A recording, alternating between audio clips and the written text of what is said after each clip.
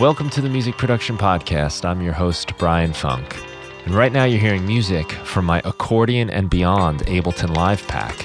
It's a collection of 4 instrument racks with 42 presets, all made from samples of a 1960s vintage Musy Corvette accordion. All the music you're hearing right now, including the percussion, is made from samples of an accordion. And those are made into instruments you can use in your own music. Now, while the stuff you're hearing right now is rather exotic and interesting and takes the accordion to new levels, hence the Beyond part of the pack, I've also got more traditional sounds like this. And you can hear now, you can also reproduce some pretty accurate accordion sounds. You can get the Accordion and Beyond Ableton Live Pack by going to brianfunk.com. And there's also a free version that has just the accordion itself that you can get at my site, brianfunk.com, or by checking the show notes for this episode. Thanks a lot and enjoy the show.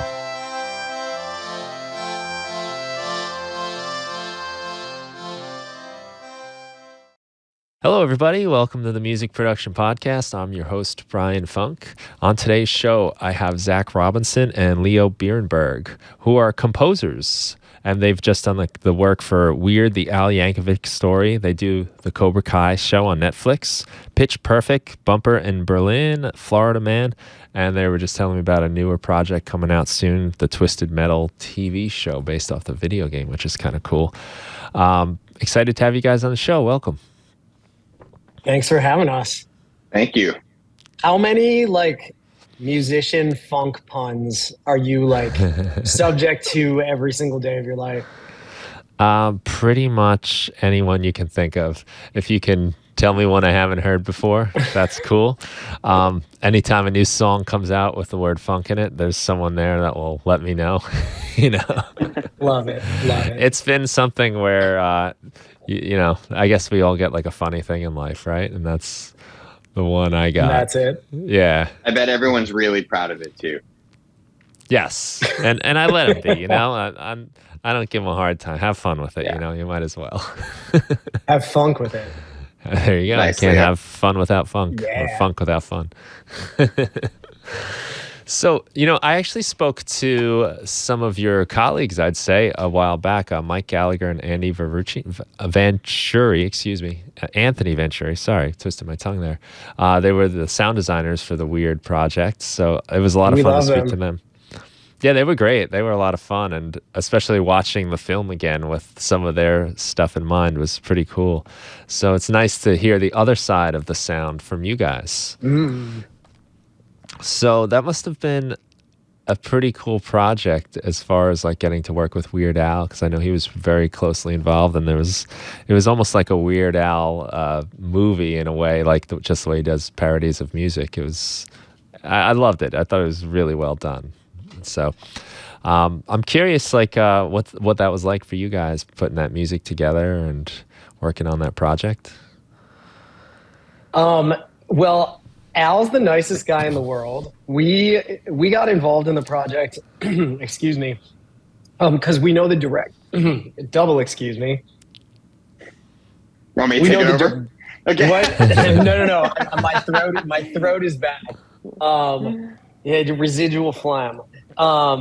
We know the director, Eric Appel, super well. We've worked with him for years on a variety of projects, and he kind of birthed this with Al, and because it was originally a Funny or Die video that was posted online over a decade ago, I think. And so he and Al, I forget how much they collaborated on that video, but anyway, at some point this feature came up and they co-wrote it, and it finally had the opportunity to get made. So we had never, actually Zach had met Al before. Didn't you do something with him? Yeah, it's not even worth. It's not even worth mentioning. He didn't remember me, so it's not even worth it. But Eric called us to see if we wanted to do the movie. The answer was obviously yes. And so that's how we got brought into the fold, and then met Al, who was very involved. He co-wrote the script. He was on set the whole time, and he was actually, while we were doing post, he was touring. So we would hang out with him on Zoom while we'd be having music meetings. and he would leave and go play concerts like in the middle of these meetings.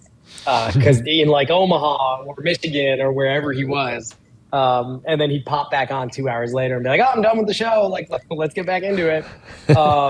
He's like the nicest guy in the world. I like can't say that enough.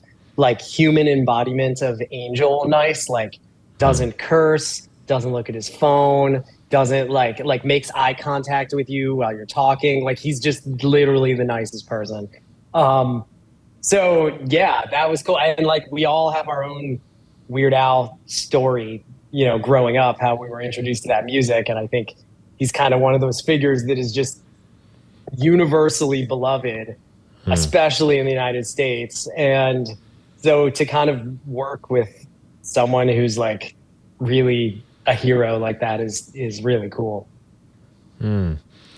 I guess that's got to be a part of it, right? Just that attitude and that kindness to last this long. Because I was growing up in the 80s when Weird Al was putting out like his Michael Jackson parodies, and he was so huge then. And he's really maintained a lot of that popularity just over the decades. And I don't think you get that without those qualities. Absolutely. Yeah. So, it's an interesting kind of film because it's serious in its presentation, you know, but the content is sometimes just totally crazy and off the wall. So that must present kind of an interesting approach for you guys. How do you, because the sound is so important, how do you convey that in using the music to come up with those kind of conflicting moods? Well, that's kind of how, like, the way we approach the music, and we talk about this a lot, is that it's kind of always the straight man in the joke of the movie. So the music is as sincere as it can get, and it's always kind of playing the genuine mood, and it's never kind of making fun of anything.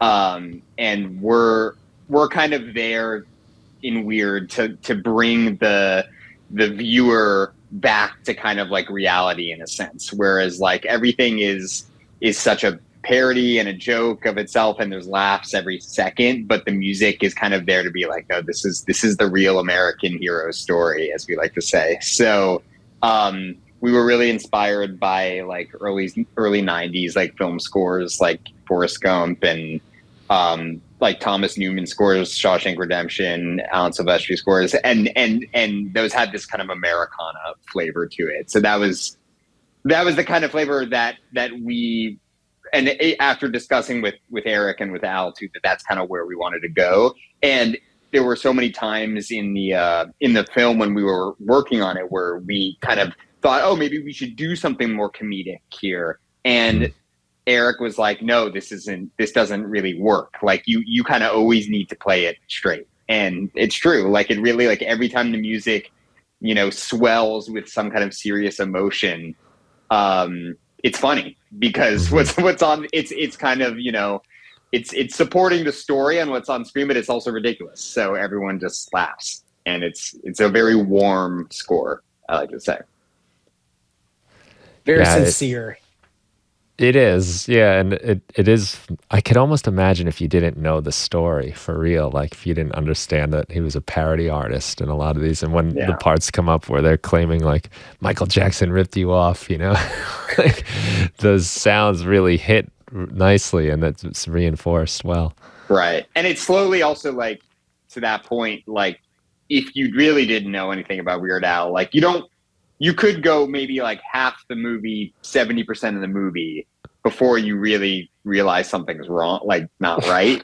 Like the first act is like ridiculous, but like, yeah, you could see like, yeah, maybe they embellished it, but his parents didn't want him playing accordion. Like, and you know, he moved out to LA. So I like how it progressively gets more insane. Well, I watched it with my wife, and she didn't know that it was that kind of film. And it was fun for me to just sort of watch her realize, you know, like, hey, wait a minute, you know, is this right? This can't be what happened. Yeah, for sure. Nice. And working together, how does that? You guys seem like you have quite a history of collaborating together on projects. Um, how is that for you guys? Because it's so difficult often in music, to find people you can work with and you really gel with. And I thought it might be interesting to hear about how you guys work together, how you even came together to find each other. Yeah, we met because we were both working for another composer, Christoph Beck, and so we were, the assistants over at that studio, and for many years. And this, I don't know, this was kind of like 2012 to 2016 sort of period. Chris is as big of a film composer as you can be. While we were there, we were working on like some Hangover movies, The Muppets, Frozen, Ant-Man, Edge of Tomorrow, like tons of studio comedies that we don't have time to list all of. Like he's like one of these guys that does a little bit of everything super well and doesn't get pigeonholed in a genre. And so it was a great place for us to kind of like learn the trade because every day was like a totally different project and like different approach. I think we just figured out while we were in like studios next to each other with a window in between and an intercom system to bother each other all day that we got along very well and also like could trade musical tasks between us very well. And so when we all left the studio and an opportunity came up to like do something together, we kind of jumped on it. We're like, hey, that sounds fun. Let's do it. And it worked so well that we were like, let's look for more stuff like that. And it's just kind of been, snowball avalanche cartoon situation since.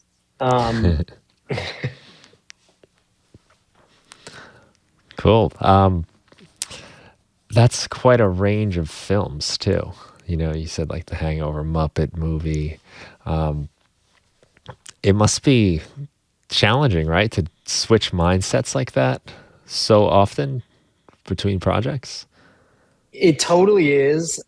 I think some people are probably like more into that than others. I personally can only work like that. Like I get burned out if I do too much of the same thing. And so like I have to have like two radically different things, like often at the same time, hopefully at the same time, if not more going on where like, so that every time you kind of like turn the page to like work on a different project, you feel very fresh because it's not the same as the one you were just working on. I think that's really important for like creativity. I also think like they inform each other in ways you don't necessarily even realize at the time, which just results in better music. So I think Chris was very fortunate to, work at such a high level and have such a broad buffet of projects to feast on. And I think like that's something that Zach and I really also try to do because we always kind of want to be doing something different or challenging ourselves or, surprising the audience. We love like the idea that the audience would just like not expect whatever we're about to write and they're going to hear in a show or movie that we do. And so I think like, yeah, that stuff all comes together. Cause if you end up as a composer who has like a really defined sound and you only get hired just to do your sound, like I see how that could be really limiting in some ways. Mm-hmm. Yeah, I think we're really lucky that we get to do different things. And like we had just come off of Cobra Kai season 5, like right before Weird, and that's like the biggest maximalist, like most insane, loudest score that we've done probably. And then we got to immediately kind of shift gears into Weird, and that was very refreshing because like we actually think like Weird had a big orchestra. But it was kind of like just an orchestra, which is really nice. Like we often do like these kind of hybrid scores that have like electronics and, in Cobra Kai's case, like, a metal ensemble like guitars and bass and drums, but like Weird was just like a really organic orchestral ensemble score, and that was really nice to like jump into that. Plus accordion. Right. So, and we don't get to do accordion on a lot of scores. Right. And then we went right from that into like Bumper in Berlin, which was like, I don't even know how to describe it. Krautrock, every German electronic and every German musical stereotype you could think of just in one score is kind of what the prompt was that we created, the prompt for ourselves. I like that. That's fun. Yeah. There's got to be some super long German word that's like a musical stew made from different genres. Yeah. That's what it would be. That's fun that you guys get to experiment with that and just tap into all that. How does it start? What's the process like? You know, working with a big orchestra, are you guys sitting down at like a piano, or is it like write to paper, computer? How do you guys like to work? No one's got time for paper. Anyone that says they do paper is like, dude, shut up. Like, you don't like. I guess they're the old school guys probably do paper because that's just like what they do. But yeah, we just do it on the computer. We use Cubase. We use Ableton Live. We have tons of samples and contact libraries and things. And Leo has a great analogy that he talks about how, like in this job, you got to treat music like writing music like you're turning a faucet on, and you just sit down, turn the faucet on, music comes out, turn the faucet off, you stop writing music. Like we often don't just sit there going like, like, what am I doing? Like, what do we do? I don't know. We just, and even if it's bad, we just tend to just write. And then you got to think on your feet. Yeah. You figure out, you think about it while you're writing it. There's no time to just sit there and ideate in a vacuum. And sometimes the water has a plumbing issue, and the sewage is coming out a bit. But I think that's part of the fun, honestly, is like, even when you're not in the mood to write, forcing yourself to write because you have to. It often results in things that are better than you think they are. Right. I actually love that way of working. I think you just have to just go. Just let it happen, make hard decisions, move forward, and not be afraid to write bad music. Let it be silly, let it be dumb, let it be cheesy, let it be simple, whatever it needs to be. Just the fact that you're going through it. And I often find what happens is you start, your taste starts to come in every once in a while. So you might have like what might be a simple or unexciting idea, but eventually your own personal music taste comes in. But you guys are doing it together. That's a little bit easier when you're alone, right? You don't have anybody there to kind of judge and critique. Did it take you guys a while to warm up to each other and get that comfort level where you can be free enough and open enough with each other? And it's vulnerability, really. Yeah. I think it's actually easier to work with Leo, honestly, because when you're alone, you're alone. So if you're not liking something, you're just commiserating by yourself. I'm like, why can't I do this? Whereas like, if I have a partner on it, like Leo, like maybe I'm not liking what I'm doing, but I'm going to love what Leo's doing. And then that inspires me. And vice versa and whatever. And like, that's awesome. That's just like a great resource to have.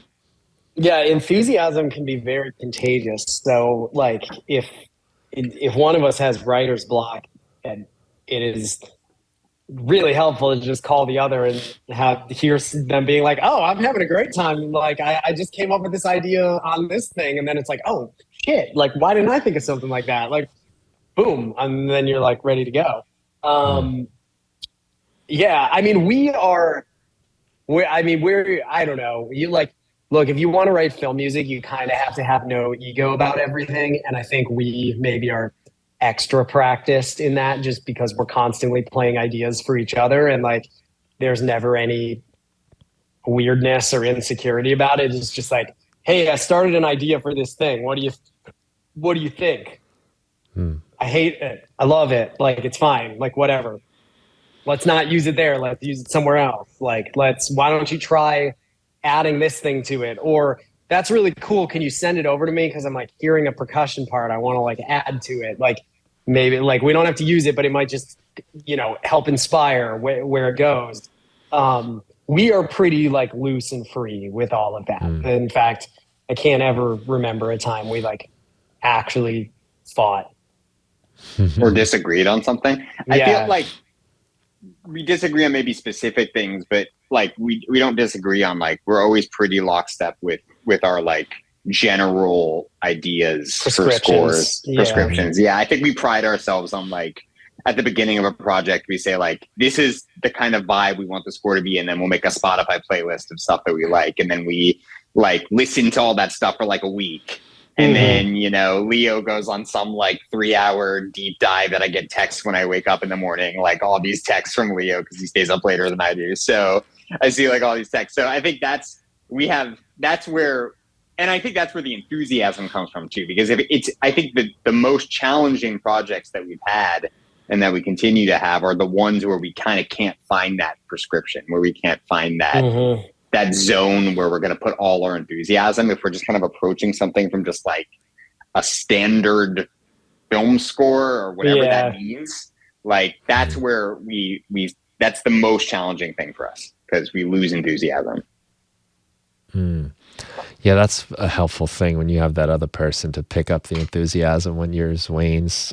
Definitely. I'm lucky enough to play in a band with 2 other guys that have very open minds about what we do. We gel on things, and it's very comfortable. And most of the stuff we write happens out of spontaneous jams, and a lot of that is nonsense and silliness. But we're so free to do it that the good stuff is able to come from that. And having that kind of openness is so important. And there have been so many times where I can feel myself kind of running low on excitement or energy about an idea, but then the other 2 are kind of like still there. So I'm like, all right, I got to kind of keep it going for them. And the next thing you know, you're back in it. Totally. When, do you get much from I guess it would be like the director, right? About like the direction. Do you have a lot of freedom in some of this stuff? Or, because you mentioned sometimes it's difficult to find that kind of approach. It depends on the project. Sometimes, you know, some directors are like, pitch me your concept, pitch me your sound. Some of them say pitch me your sound, but they actually have a different sound in their head that they for whatever reason refuse to share with you until you've already written a bunch of music. Sometimes people have a really clear idea of what they want, or if not the execution, like the style of what they want. The best directors, I would say, always have a very clear idea of what they want the music to achieve, but then they let you figure out how to achieve it best. And, you know, keep the communication on that level. So I don't know, just using Weird for an example, like Eric had this very clear idea, like Zach was saying before, about like, you know, the music needs to play this completely genuine and sincere. And, you know, we're going to score it as if it was this authentic biopic that makes us feel all of these emotions in a non-joke way. And therefore it will accentuate every joke around it in the movie. Right. And so that was some really clear direction. And, you know, we had a really easy time. Like we actually wrote one of the last scenes in the movie first, the speech Al gives at the end, right before he is assassinated. May he rest in peace. And because that we identified was like, okay, this is probably like the longest, most glorious presentation of whatever our theme is going to be. So let's start with that, and then we'll work backwards from there. So, you know, Eric kind of pitched us this concept, and we wrote this theme for that scene. We played it for him, and then we went back to the first reel of the movie and started writing cues using the theme. Oh, that's pretty cool. A lot of times, if I'm working on something, it's just, I'm not writing scores, just like songs, you know, but I'll often build it up to sort of that high point. And then the rest of the arrangement is often subtraction from there, where I'm paring things down. I'm doing alternate verses and choruses or whatever it might be. But it kind of gets built up to this sort of over the top thing that ultimately needs things taken out of it anyway. But that sounds very similar to what you do, where you find that moment and then everything serves to get you there. Right. Yeah, just because every movie and story is a little different, that process changes a little bit for everything you start. Like sometimes you really just start from the beginning and just start writing stuff, and you kind of figure out which themes are in your story and that you're going to keep developing like as things go.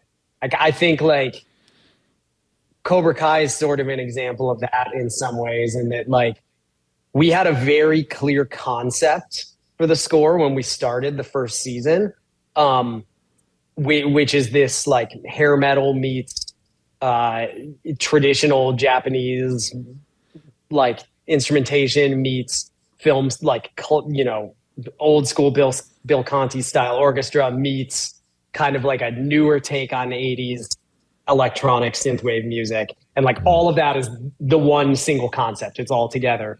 But the themes came up not by accident, but only as needed, as different characters were introduced and different feelings and dojos were introduced and concepts were introduced. And it wasn't really until we got to like the end of season 1, like the last episode, which is the first time you see like a tournament in the show, that we were kind of like all the training wheels came off of our ideas and our brains. And it was like, oh my God, let's take this theme that we set up like 4 episodes ago is like, let's flesh that way out for this thing. And then we'll do this for this thing. And ever since then, every season is just more and more and more and more themes get added and more ways of like reinterpreting them get discovered every time we open the Cobra Kai chest. We basically like take all our toys out and then like pull all the arms and legs off and like stick them into each other to make like different Transformers. And like that's the fun of every season. But you have to have like done every season to get you there. It's not like it's extremely cumulative, the process. It's like musical character development. Yeah. Exactly that. Yeah. That's what we do. And I guess you kind of need that perspective a little bit to see it develop and to see where it's going to go.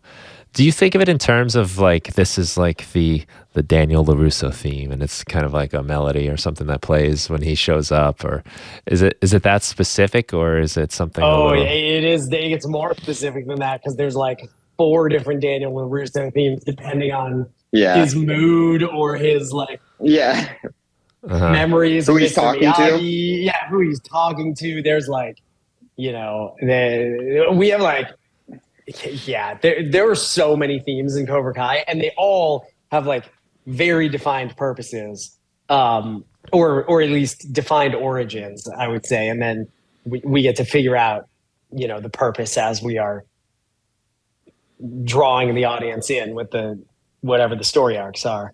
But yeah, it can be hyper specific sometimes.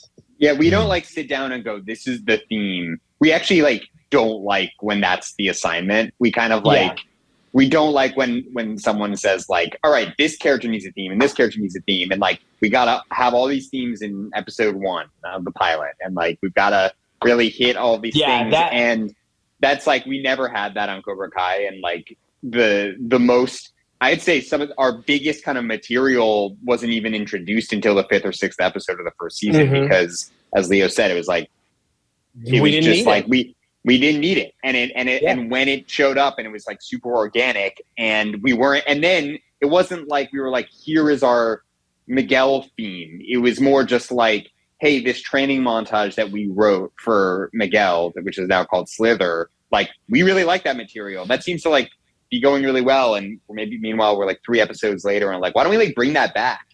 And then that's how it starts to like recycle itself. And, you know, now we're using that theme when he goes to Mexico on like a acoustic guitar or whatever. It's just like how that evolves. But it's really tough to just be like, hey, come up with a theme, and it's got to be a great theme. And like, I need it for every character. For 6 That's really hard. Right. Like people will say like, you know how you have all the themes in Cobra Kai, like that's what we want. Like, here, give us a theme for every person. And then it's like, hold up. Like, that's not how you get all those themes. Like, because they're not always devoted to characters. Sometimes they're just devoted to emotions, or like emotions of certain characters, or ideas or memories. And like, you really have to kind of let the script and the show and the edit like guide you so that you can guide it.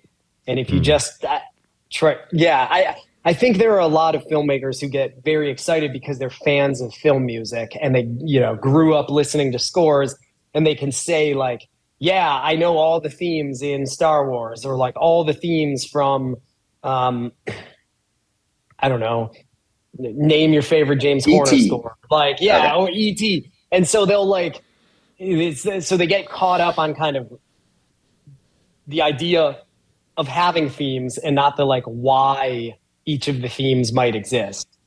And like, like the ET, like the ET is a great example actually, because like if you sat down, let's just say we were scoring ET and someone said, write me ET's theme, like, first scene of the movie, I need to hear ET's theme. You would never come up with the most famous music in the movie, which is the freaking bicycle ride. Right. And it has nothing really to do with like ET's being a thing and a character. It's about this like, excitement of what it's like to be on your bike as an adolescent and like, have this adventure that is like your private adventure, but is in this grown up world. And like, that's how you get that amazing bicycle music that John Williams wrote that is what everyone calls E.T. Like, it has nothing to do with the little lumpy alien himself. It's different also in like movies than it is TV, because like TV, like we're talking, I feel like when even if you're having like a thematic conversation with a filmmaker, if it's in a movie, you obviously just have way less time than in a TV show to develop the stuff. But so like when we're doing TV, we're like, yo, we've got like tons of episodes to like develop this. Like, let's develop it. And movies, you don't necessarily have that space to do that. So, I think on Weird, we were like, we should have a theme, because like we should have a theme. We should have a theme, and like, because it's a short movie and Al needs a theme. And that's kind of really I think that's like the only theme in the movie. Like, I don't think we have anything else that's like really like that. So, going against everything we just said, but that was that was a very organically developed thematic material, which we appreciated. Eric let us cook, as they say. Well, that makes sense, because the movie's so much more finite, right? Like, it's already done. It's already written. We know where it's going to wind up. But a show has a lot more space. It's really an interesting thing that's happened over the last decade or two with TV, if we can still call it TV. But it's these really long stories, long form, where lots of stories happen, ups and downs and changes happen. And it gives you a lot of time and space to develop the characters from a writing perspective. So it would only make sense that the music would reflect that, and also need that same space to breathe. I'm sure like doing season 1 of Cobra Kai, what's going to happen in season 4 is not on the playbook right now, but it will eventually evolve to that. And that's something the music can reflect by not forcing it into place before it's ready to be made. Right. We like to think with Cobra Kai, I don't know if this is true, but maybe it is true, that, season 3 was kind of where season 3 finale, I feel like, was this turning point in Cobra Kai where it really turns into kind of like an epic. And it turns into like epic in scope, like in terms of the story that is being told. And I think when we watched the finale, that was kind of like the first time watching with the guys. And like, we knew how hard we were going to go. Like, we were going to have the choir. It was going to feel like Star Wars. And I think when we showed that to them, it like, they've always considered like Cobra Kai and Karate Kid Star Wars. Like, that's the scope in their heads, that it's always been like this. Like, they have such a vision. But I think then they were like, oh, wait, these guys can do this musically. Like, we can go even harder, the next season and the season after that. And I think that there's a fun kind of like symbiosis between the music and the writer's room a little bit. I don't know, like Leo, you agree with me there, right? Yeah, I agree. I think there's like I think Cobra Kai is a very unique show in terms of its kind of like enthusiasm across all departments. Like everyone is like into this show, and kind of every season takes the inputs from the previous seasons, of which music is a very large one, and kind of like setting the tone of the show. And more than that, like really helping the audience, I think, buy in that it's like, because like the show itself is this like karate soap opera, but the music gives you permission to like cheer for it rather than like laugh at it.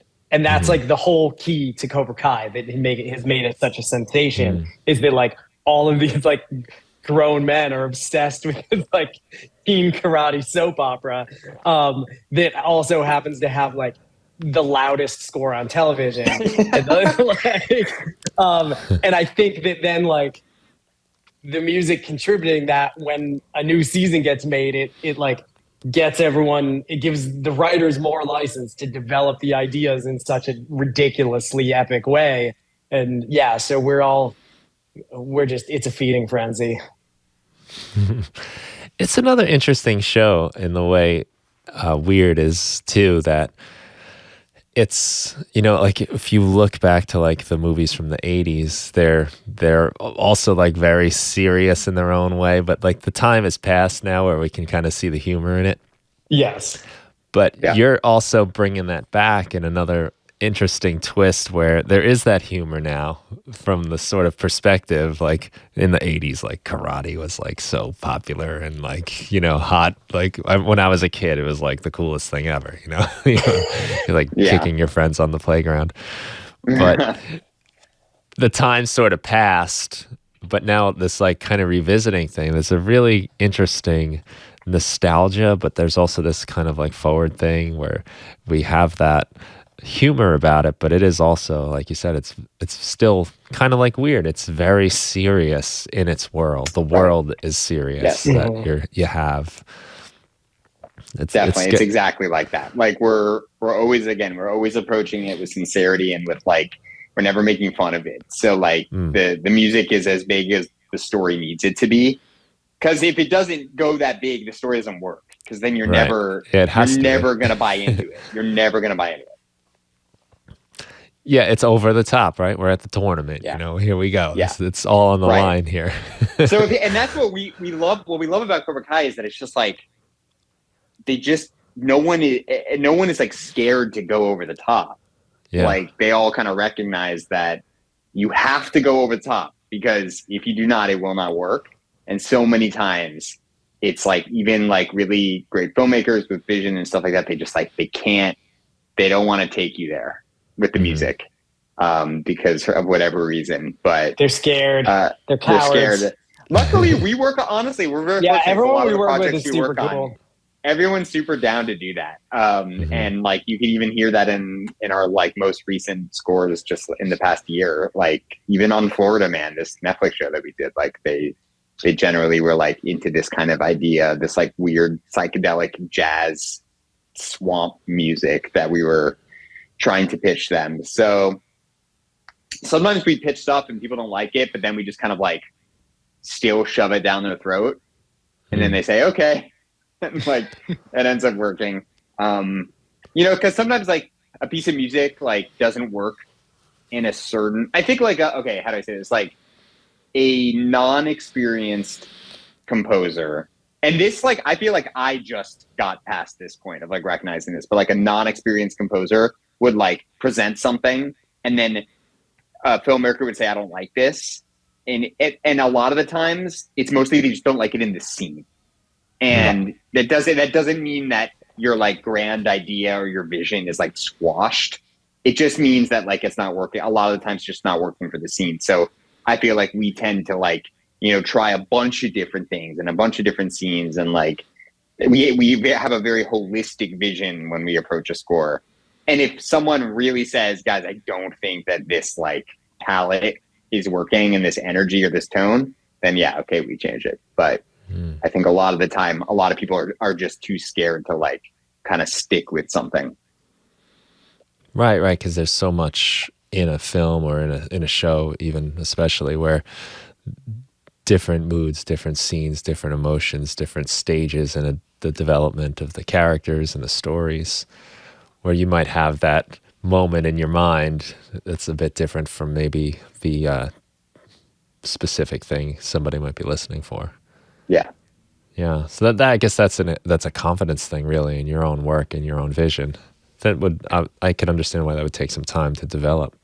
Yeah, and it doesn't always work. I mean, you're ultimately, you know, the director, and you're hired to work with the director or the producer of the show, and it's their vision, and but a lot of times, like, unless they have a clear vision, like they're coming to you, you would hope that they treat you as a collaborator and like, you know, someone that they would trust you and say, like, what's your, like, when we work with like an amazing graphic designer for our album art, and like we go to him and we have like these cool visions of what we want and whatever, and he's probably like, what we do, he's like, yeah, that sounds cool, and then he kind of does his own thing, and he's an expert, so we let him do his own thing, and then he shows it to us. We're like, wow, we would have never thought of that. Thank you for doing that. And I like to think that that's how it is with working with composers as a director. Yeah, you're asking them to do that visual interpretation, and it's just flipped the other way around for you guys, and that's your specialty. That's where you come in. How much did you guys draw from the original movies, as far as even just sounds, themes, or even overall vibe from those Karate Kid movies? Basically only vibe. I mean, there's a few specific moments where we had to grab a specific melody, but actually, I don't know, maybe this is a controversial take on the Karate Kid, but when we first got hired on Cobra Kai, we like went back, watched all the movies, listened down to all the soundtracks, and tried to kind of figure out like, okay, like what do people remember from this on a musical level? And honestly, our takeaway was they don't really remember the melodies. Like, they just kind of remember the flute was the thing. They don't remember what the flute was playing, or they remember like that crazy classical fugue piece, but no one can sing it to you. Like, it's not like Star Wars in that like everyone who loves the Karate Kid can sing you every theme. Like, it's not that at all. So that was actually a very freeing kind of interpretation for us, because then it was like, okay, well, let's use some freaking pan flutes. Like, that sounds awesome. We'll just like write our own stuff that's appropriate in this and try to kind of capture the spirit of some of those moments from the original movie, but not actually like use any of the ideas. And I think that the score turned out a lot better for that. You know, when you're working on something with an existing IP, there's always voices in the room that like want you to like use the original themes and whatnot. And a lot of times it's the wrong plane landing at the right plane landing at the wrong airport type of thing. Yeah. Like, it's like, yeah, I get why on paper that might be a decent idea, but it's like, that's not the story we're telling anymore. So it just doesn't work. But we did take a lot of vibe. And actually, elaborating on that, a huge part of our like vibe thing did not have to do with like the orchestral music and the flute music. It has to do with like the Karate Kid has like awesome 80s synth pop needle drops all over the place, some of which Bill Conti like co-wrote. And I think that sound was very exciting to us, as like, we want to make sure that the score to Cobra Kai captures not only kind of the spiritual side of things that the gravitas that the orchestra provides, but really kind of is the synth pop idea is central to it, because that is when you do talk about the music from Karate Kid, people are usually like, yeah, Bananarama, like, yeah. So yeah, that's kind of it. It was all vibe, basically. Yeah, and that works too, because it is a slight twist in perspective, right? Now it's Cobra Kai now, right? So it's like that other side of it. So it allows you, I guess, a little more leeway. You know, maybe the purists can kind of say, all right, well, we are twisting our angle here a little bit. We did once find some guy on a random online music forum who like fucking hated our score. And Really? just like On a forum? yeah, just like really digging in, like arguing with people on a forum. Which It was awesome. Is, I loved it. it was amazing. And this like basically this one guy was just like, no, it like basically not even having an opinion on the score, just being like, it's not the Bill Conti score, and I'm only interested in the Bill Conti score. And we felt that was a moment that proved we really made it when we had some like old man fucking screaming wearing about a fedora, Bill, like wearing fedora a fedora and his like little avatar picture and like like talking shit about us. It felt stirred good. up emotion. It felt good. Like it lights that fire. I don't think you can avoid that on anything like this. There's always going to be, sure. It's just, to some people, it's a sacred part of their past, and I know anything you do to it is impossible. That makes it a really hard project to do, and I think it's really awesome that the show, I mean, it's kind of like surpassed really what the original did in a lot of ways. It's for sure. I mean, they've retconned the entire plot to be something like incredible. The movie, like the movies are so much better now that the show exists, and like basically no other property can say that. I would say. Yeah, that's a really tough thing to accomplish. Yeah. That's cool to be a part of it. I mean, it's got to be really thrilling for you guys. It does feel like very kind of once in a lifetime, so we savor every bite. Yeah, that's great. I'm glad you're enjoying it. You've got another cool project coming up that you guys mentioned right before we started, which I was very surprised to hear, a twisted metal show. Is it a show or it's not a movie, right? Yeah, it's a show. It's on Peacock. Okay, cool. So comes out at the end of July. I have a limited memory of the game, but it was basically a lot of I'm curious what your specific memory is. It really just almost like this battle royale of cars blowing each other up. Not even really like a racing game, just kind of running over, destroying cars, blowing them up. I remember the clown car maybe on one, a few I was just waiting vague for you memories. to say the clown car. Yeah. But a very unusual game, actually, that it is. Didn't really have like anything before it that I can think of. But I don't remember much in the way of plot. There's no plot. There's no plot. I mean, there's plot in like some of the later Twisted Metals, which I think maybe Michael Jonathan Smith, the showrunner, may have grabbed some. But I think a lot of it is kind of just his creation. Interpretation, And his interpretation, It's like a pretty wild show. There's a lot of cars blowing up and a lot of chases. Anthony Mackie is the lead in it. It's got a great cast: Nev Campbell, Will Arnett, Stephanie Beatrice. It's a lot of fun, and there's a lot of like cameos kind of in every episode, and like doesn't take itself so seriously. And the music is pretty bonkers. We're excited for as we hear do. It's like as we do. It goes really hard, and it's got a bit of kind of like the show, like it's got got a bit of metal, like kind of new metal that's kind of channeling the like when the era of the game, and it's got this kind of southwestern flavor to it as well. So we're excited about it. It's pretty cool. We just got the masters back from the album, so we've just been fresh from listening. Okay, nice. Feeling good? Yeah, feels good. Yeah, over the top. But I don't think there's anything. We probably can't talk about the plot too much. I realized as I was talking, I was like, I probably because they haven't. About the plot.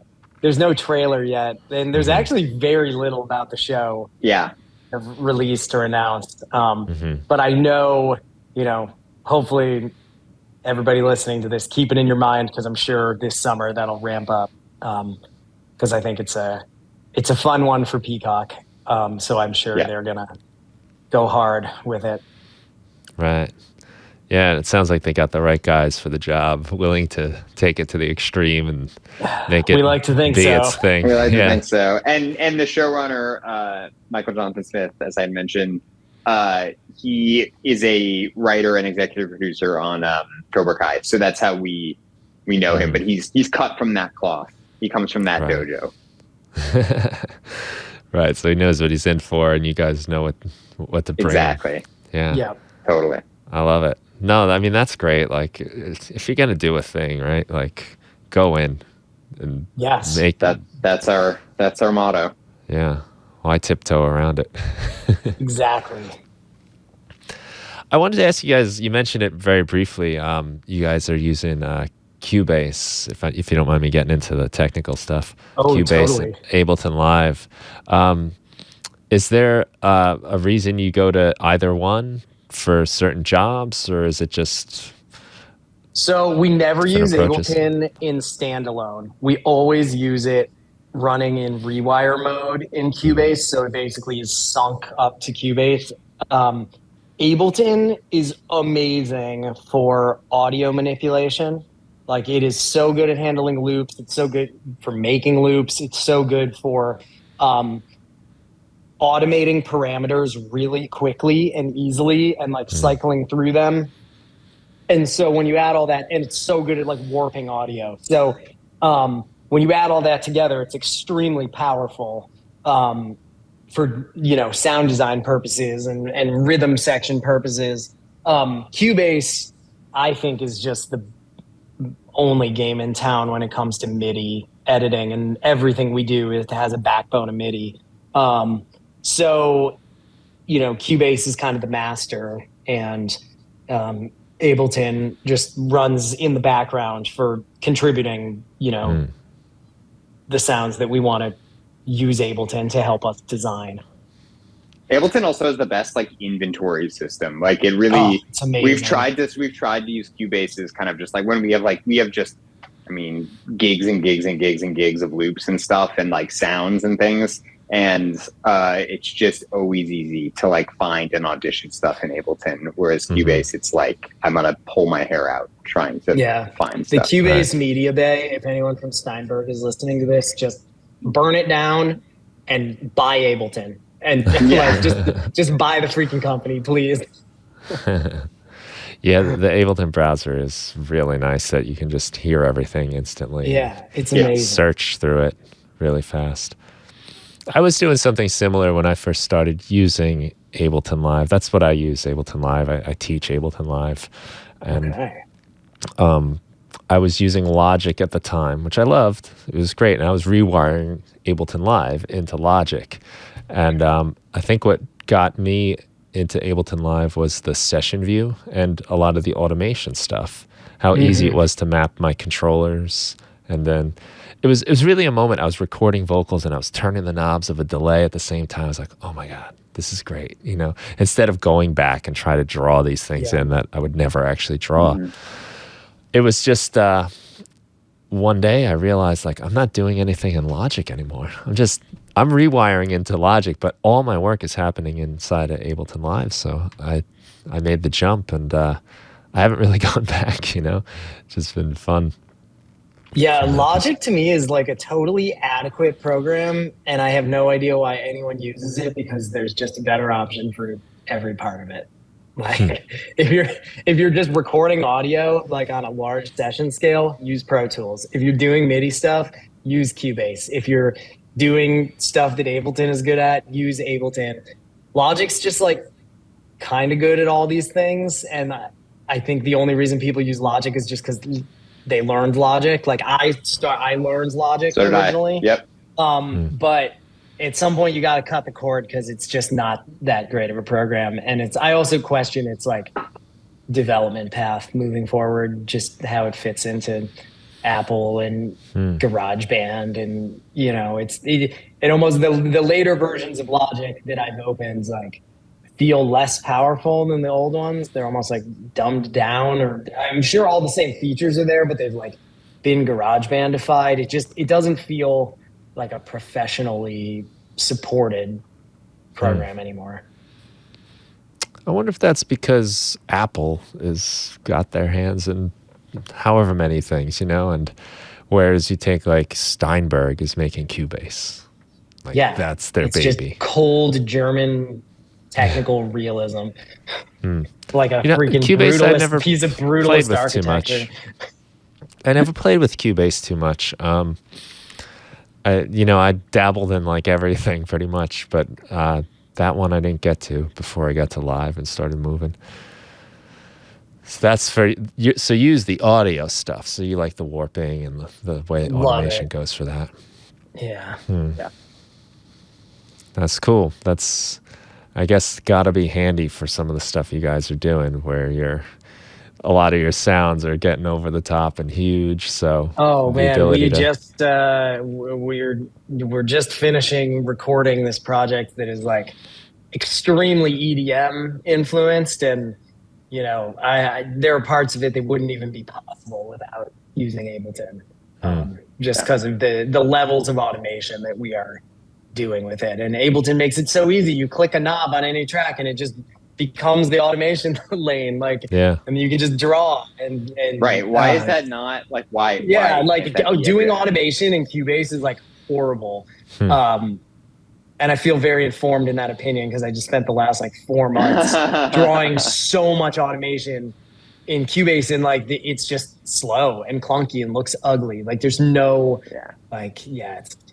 it's a bummer. Yeah. I particularly like in live that like it doesn't create another lane. I don't want more lanes. I just like that the automation is just your automation mode, and it's just over the audio or over the MIDI. Yeah. And like you can I just want that. I hate lanes. Yeah, and you have the option of lanes if you want them. You can break them all out and see them. Yeah, right. But we just can't get down with live on like a MIDI level. I find it like Cubase is so good at MIDI, and live, MIDI, and also like I guess I've heard people do like working with picture in live, but I think it didn't always used to work so well. We typically host the movie files in a different program anyway that's syncing with MIDI timecode. And again, like using Cubase as your host, that stuff is just really easy because it's just kind of designed for it. Right. Yeah. Yeah. How much are you actually watching the video as you're composing? All day, every day. Yeah, it's always up. Like 99% of the time, I would say. Yeah. So you have like the scene, and then you're just writing to it constantly. That's cool. So, I mean, you must obviously make choices based on what happens and fit things together. Yeah. Timing wise too, as far as like keeping stuff on beat and all of that. I mean, a lot of times you just watch the scene before you start and try to get a feel for what tempo the action is taking place in. And depending on what kind of scene it is, or sometimes you just try stuff against picture and see how it feels, and sometimes that'll inspire something totally different, and then you kind of go down that angle. We're our job is really just ultimately writing music for picture, and so you never want to stray too far from the picture. You really just don't want to stray at all, because then you end up in a world where maybe what you have worked really hard on is actually like fighting the picture in ways you didn't intend. Right. Yeah, you get that instant feedback. You can see if it's working. I mean, I a lot of times when I'm just writing music for myself, I like to have sometimes some visual, just another layer of inspiration, just something to, make it sound like this thing looks, and just work off that. Do you I truthfully can't write music like without it anymore. I hear that from a lot of composers on film. Like they say like I need either like that directive of like I need this feel, or because otherwise you have nothing and you got to pull it out of thin air. Right. And are you always coming in during at the stage where they have something cut together for you? Is it like is it the final cut? Is it like some kind of Not always. demo roll or whatever you might call it? It's like we come in at just various times. Like it could be sometimes people bring us in when it's locked and they need to compose it immediately, and sometimes we're brought in. Like on Twisted Metal, we were hired basically before they started shooting, so we were like really hyper aware of all the different cuts, and sometimes they were actually sending us cuts from like it's too early, like way too early to start. Right. Because sometimes there's early cuts where like it needs to go to the studio, it needs to go to the network, they have to give notes, and it's just like you don't need original music at that point because it's that those are kind of tonal conversations and whatnot. But like I think, and then on Weird we started basically on Lock, if not maybe just one away from Lock. They were basically done, but we had read the script for that one. And so it just varies. We don't like to we don't like to start writing until there was like a pretty solid cut. I think in our ideal world, it's like we don't even start writing like material, let alone an episode. Like I think we would rather have a locked cut to do theme writing, but sometimes people don't want that. They want themes really early on, and then you come back and score the episode. But it's always hard because sometimes if you're not writing stuff to picture, and you're just you don't writing know if it's really going to work. You don't know if it's going to be good, or if it's going to work, or be appropriate. Like it could be a cool piece of music, as an MP3 you listen to as an email attachment, but when you stick it to picture, who knows? Well, then that must limit your time significantly, right? Because then, what is the time frame say for like an episode of Cobra Kai? How much time do you get to work on that? It's always a little fuzzy, but like it's generally in TV you get like 2 weeks for an episode or something. Although Cobra Kai we usually do like 2 episodes at once, so maybe we have like 10 days kind of devoted to each episode. But but everything's a little different. I think in TV people kind of try to stick around this 2-week platform or structure. Movies are way more just kind of generally just organized because like they're editing the whole movie at once, and like certain reels will change but not necessarily the whole movie, and like sometimes there's kind of mini deadlines where they'll be doing test screenings and they'll need some music for specific moments for that, and like so you're kind of like hanging on for dear life a little bit. You're like working your way through a movie while also getting them whatever they need for whatever, other motives might be floating around. And TV is a little more kind of like, here's the calendar. We have to stick to the calendar because the show has to get delivered at some point. Right. So, and then there's just an episode is an episode, and it's not right. So yeah, that's exciting though. There's different kinds of ways of working, which sounds like what you guys like. You like that variety and that on to the next thing. It's totally different. We do. Yeah. Well, it's fun. It keeps it interesting for you, and I'm sure it expands your capabilities and puts you into new territories, and then probably opens you up to all new work too, because now look, we did this thing, did that thing. Yeah, right. That's what we hope. I feel like one of our takeaways is like we always want, like we said, like we always want to surprise the audience a bit, but we also, I feel like we want to learn something when we do a project too. Like it's not like if you know how to do everything in your concept before you do it, then that's not very fun. So we're always kind of trying to pick concepts that,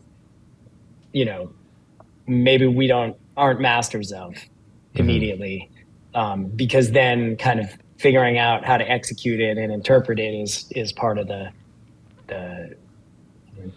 creative process.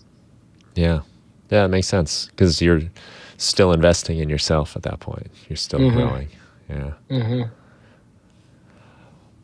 What would you guys give advice to somebody that wanted to get into this line of work? You guys said you started working in a studio together, assisting. What do you think? Is there any wisdom you have to share with anyone that's looking to maybe get into television or film writing? Zach, I feel like you're very wise. with these things. I am. Well, now is a really hard time to get into it because there's nothing happening. Yes, there's a writer's strike going on. There's a writer's strike right now. I really hope you're not trying to get in at this exact moment because it's going to be hard for a lot of people. But I think the best thing you can do is just kind of make yourself available and open to just being near composing. And like we get cold emails, we get cold calls, and it's tough. Like I tend to not necessarily respond to like a cold email, but I do respond to, generally, like if you feel like you have any connection to someone who knows someone who's working it, like it always helps to just kind of have like a degree of separation. But I love to get like coffee with younger composers and kind of talk to them about this. And I just find that most of the time it's the thing that separates people who like want to do it and who don't want to do it is the enthusiasm to do whatever, which I know Leo talks about a lot, which is like, you can just tell when you talk to someone that they are willing to, I'm not talking about like grinding, like staying up 24/7. I'm just talking about like someone who's really genuinely interested in like learning all the different facets of the job, and someone who just understands that there's a lot to learn, and like, there's still a lot to learn for me. So it's you can really pick up on that curiosity and that enthusiasm. And I think just being genuinely interested to just like learn and make yourself available to composers who are looking for help or whatever, like that's the best thing you could do. I know there's like Facebook groups and stuff like on a more technical, practical level, like how to break in. Like, for us, it was both just like a random connection that connected us to Chris, and like it was a lot of right place, right time, but it was also a lot of like putting out into the world the energy of like, not just energy, like an actual like, hey, I'm looking to do this. Like, do you know anyone who could do this? I wasn't saying it like a chakra situation No, was I happening. Yeah. But Leo, anything else? Zach said my favorite thing, which is just enthusiasm, I think is the most important trait. I always tell people who reach out to me, like, if you want to do film music, you really need to know filmmakers, is kind of the most important thing. I think if you look at kind of every major working film composer these days, like they usually how their career started is like their friend made a TV show and so they wrote music for it and cut their teeth doing that and realized they were pretty good at it and someone liked the sound, so they hired them for something else.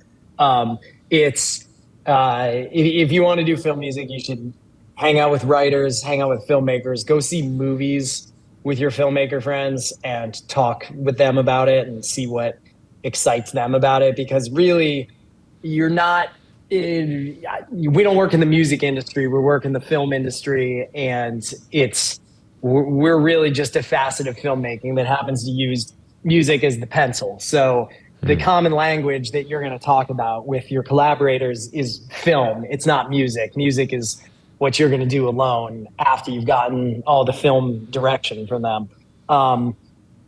So I think those are the relationships that are really important.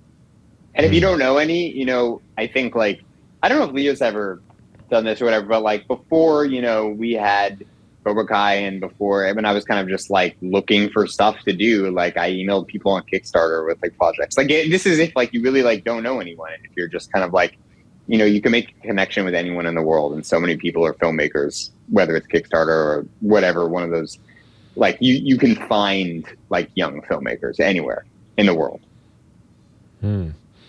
That's a pretty interesting distinction that you're working in film. You're not in the music industry, and totally. I'm sure that's something I never really thought of in that way. But what you say about enthusiasm is just so true. And when you're working on a creative project, you want people that are psyched about it, that are gonna bring something to it, and they can't wait to get to it. And in so many aspects of this work, like you have to remember, like you're not just bringing your music, your work to the table, you're bringing your personality, and you have to be a person that people want to work with. It's so important. I think there's a lot of really talented people out there who like aren't hip to that part of the equation, and it really hinders their careers. Yeah. I think obviously talent, you need to have it to a degree, but I think there's a point where then the other stuff takes over. It's like you got to be somebody that's excited. You got to work really hard. You got to kill work ethic, and you got to be a good hang. Yeah, that's true. You got to be a good hang. My iPad is at 1%, and I didn't plug it in like a doofus. So I'm worried I'm going to get completely knocked out of this. Well, I think we're wrapping it up anyway. So we can use that as an excuse. It was great talking to you guys. You guys were a great hang, and I wish you continued success. Thanks, and I appreciate you taking the time to talk. This was a lot of fun, and I learned a ton. And I'm excited to go watch some of these shows again, and even Weird again, just to re-experience it after talking to you both. So thank you for that. Awesome. That's really exciting to hear. Thank you. Is there any place you might want listeners to go, websites or anything, to check out your work? Or our Spotify is a pretty good place. We're a joint artist, a compound artist is the technical term. Leo Birenberg & Zach Robinson. But actually, we're both pretty active on Instagram as our social media of choice. So you can follow either of us there. I'm at Leo Birenberg. Zach is at ZRobUSA. Follow us there. You'll probably see some fun stuff about upcoming projects and some behind the scenes stuff and lots of dog content pictures of our dogs. Yeah. Nice. Very good. That's cool. I'll put all that stuff in the show notes so people can find it. And cool. I wish you guys the best. Congratulations on your success thus far, and I have a feeling it's just the beginning for you both. I hope so. Thank you very much, Brian. Appreciate it. Yeah. Thank you. Bye. Have a good night, everyone. Thank you for listening, everybody. Yep. Bye.